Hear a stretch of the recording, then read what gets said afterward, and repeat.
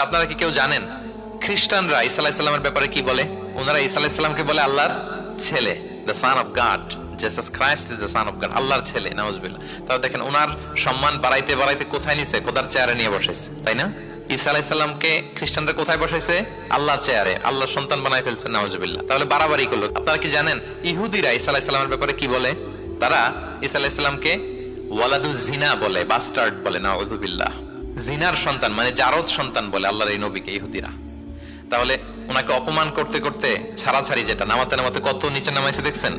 এক ধর্ম ওনারে উঠাতে উঠাতে আল্লাহর চেয়ারে, আর এক ধর্ম ওনারে নামাতে নামাতে জমিনের নিচে। আমরা কি বলি ঈসা আলাইহিস সালামের ব্যাপারে? দেখেন, আমরা বলি ঈসা আলাইহিস সালাম হচ্ছে আব্দুল্লাহি ওয়া রাসূলুহু, তিনি আল্লাহর বান্দা এবং আল্লাহর রাসূল। আল্লাহর বান্দা বলার মধ্য দিয়ে আমরা খ্রিস্টানকে রিফিউট করি, খ্রিস্টান কমিউনিটিকে। তোমরা যে আল্লাহর চেয়ারে নিয়ে বসাইছো এটা ভুল, ওইখানে না, আরো নিচে নামাইতে হবে। উনি আল্লাহর বান্দা আর রাসূলুহু, সম্মানিত রাসূল বলে আমরা ইহুদিদেরকে রিফিউট করি। তাদের জবাব দেই যে না, তোমরা একজন নবীকে যে অপমান করে বলেছো উনি বাস্টার্ড, না, উনি রাসূলুহু, আল্লাহর প্রেরিত রাসূল, এই বলে ওনার সম্মানকে আমরা উপরে উঠাই। তাহলে একদল নিছিল ওইদিকে, ওইখান থেকে নিচে নামায় নিয়ে আসি, একদল মাটির নিচে ঢুকাই দিছিল, এখান থেকে উপরে উঠাই নিয়ে আসি। তাহলে আমরা মাঝামাঝি থাকি। সুবহানাল্লাহ পড়বেন না?